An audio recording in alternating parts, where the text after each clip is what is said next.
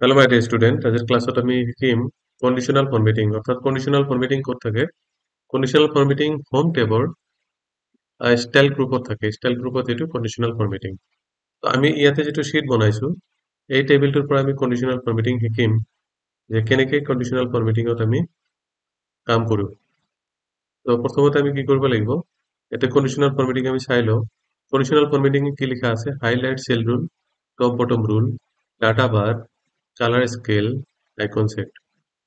Highlight cell rule মানে হল greater than, less than, between, equal two.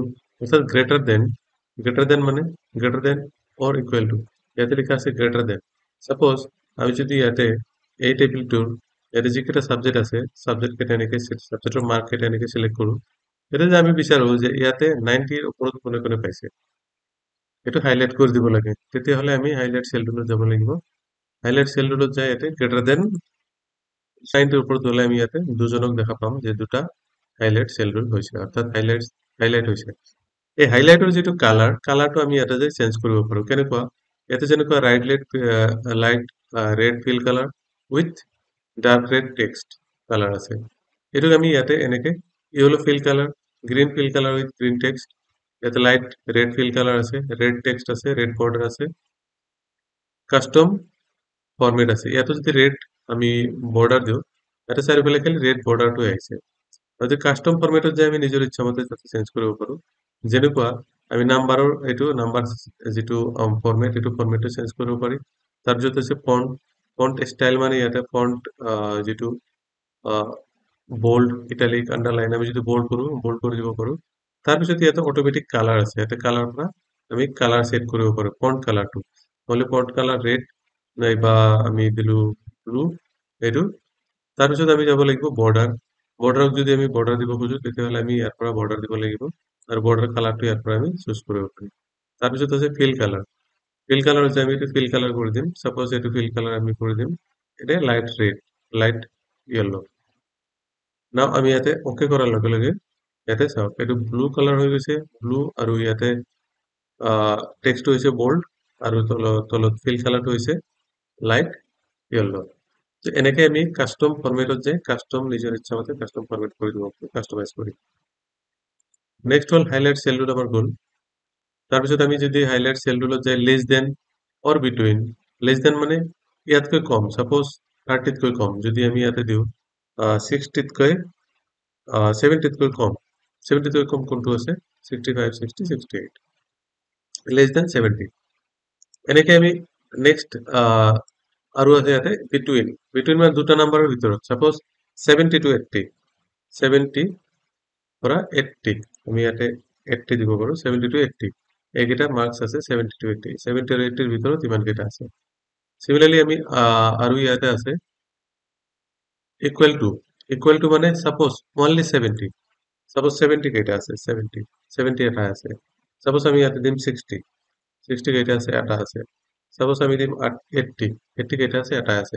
তেনেকে equal to same number যদি কোনোবাই পায়, ইকুৱেল টু আমি ইকুৱেল টু ইয়াতে ইউজ কৰিব পাৰো।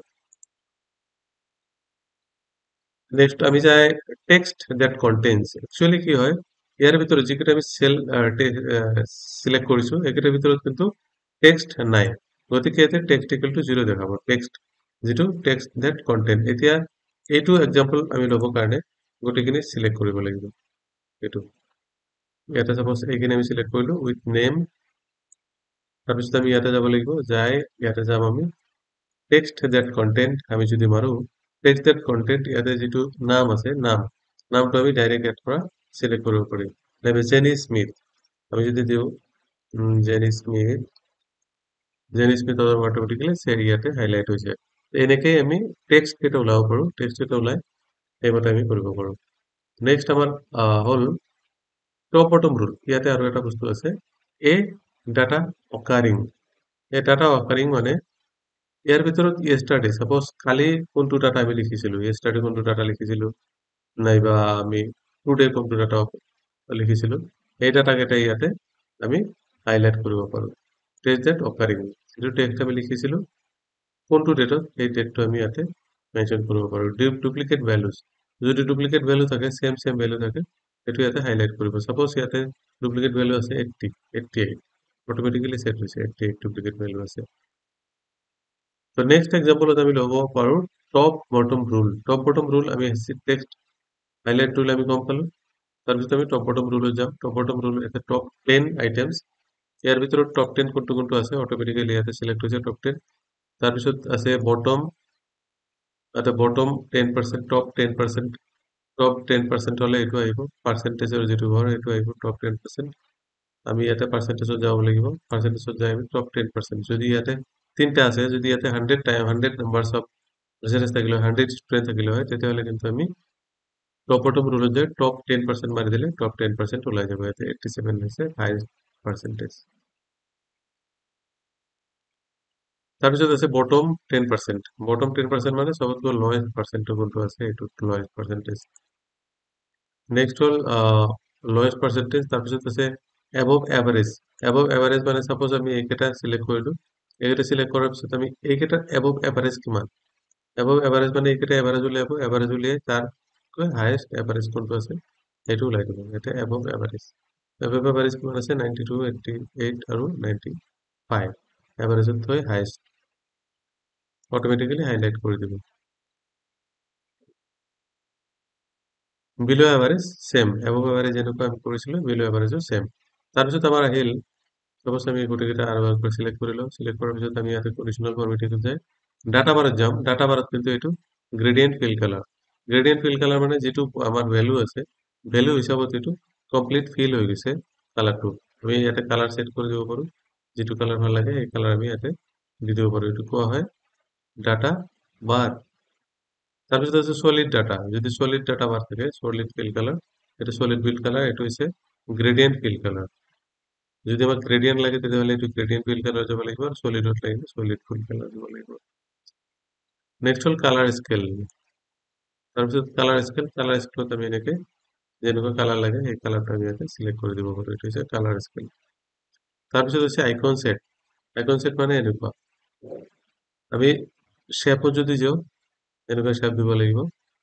আৰু যেতিয়া হায়েষ্ট নাম্বাৰ থাকিব, হায়েষ্ট যিটো নাম্বাৰ সেইটো কিমান থাকিব ব্লু কালাৰ, তাতকৈ অলপ লাইট হলে এইটো লাহে লাহে লাহে লাহে লাইট হ'ব, লাইট হ'ব, লাইট হৈ এইটো কনভাৰ্ট হ'ব, কালাৰটো কালাৰত কনভাৰ্ট হৈ এইটো কালাৰ হ'ব। তাৰপিছত আমাৰ এইটো কালাৰ হ'ব, আকৌ সি ৰেড কালাৰ হৈ যাব। তেনেকে আমি কি কৰিব পাৰোঁ আইকন সেট কৰিব পাৰোঁ। যদি আইকন সেট এনেকুৱা লাগে এইটো হ'লে এইটো, এনেকুৱা লাগিলে এনেকুৱা দিব পাৰোঁ, নাইবা ৰেটিংছ যদি লাগে কোনটো কিমান ৰেটিংছ আছে সেইটো ৰেটিংছো আমি দিব পাৰোঁ ইয়াৰ পৰা। ওকে, এনেকে আমি ৰেটিংছ দিব পাৰোঁ। তাৰপিছত আছে আমাৰ নিউ ৰুলছ। যদি কোনো নিউ ৰুল আমি ইয়াতে লিখিব খোজো তেতিয়াহ'লে নিউ ৰুলটো আমি ইয়াতে যাই বনাব লাগিব। যেনেকুৱা এইটো আমি কি দিছোঁ ফৰমেট চেল, এটা format all cell based on their values, based on their values. Two colour scale যদি আমি দিব খোজো ইয়াতে কালার স্কেলটো আমি ইয়াতে চেঞ্জ কৰিব পাৰোঁ। সাপোজ ইয়াতে কালাৰ দিলে আমি ব্লু, ব্লু দিয়াৰ লগে লগে এইটো কালাৰ হৈ গ'ল, এইটো কালাৰ অট'মেটিক চেঞ্জ হৈ গ'ল। ব্লু কালাৰ আমি সেট কৰিব পাৰোঁ ইয়াতে ফিল কালাৰটো। তাৰপিছত ক্লিয়াৰ ৰুল। ক্লিয়াৰ ৰুল মানে এইটো সাপোজ আমি সিলেক্ট কৰিলোঁ, সিলেক্ট কৰাৰ পিছত আমি ক্লিয়াৰ ৰুলত ক্লিক কৰাৰ পিছত clear rules for selected cell, গোটেইকেইটা যিখিনি আমি কৰিছিলোঁ সেইখিনি আমি নোহোৱা কৰি দিবৰ কাৰণে কি কৰিব লাগিব ক্লিয়াৰ ৰুলছ কৰিব লাগিব, মেনেজ। তাৰপিছত আছে মেনেজ ৰুল। তো আজিৰ ক্লাছত ইমানেই, ভালকৈ বুজাই দিবৰ কাৰণে চেষ্টা কৰিম। তো আজিৰ ক্লাছত ইমানেই, নেক্সট ক্লাছত আকৌ লগ পাম, তেতিয়ালৈকে হেভ এ নাইস ডে।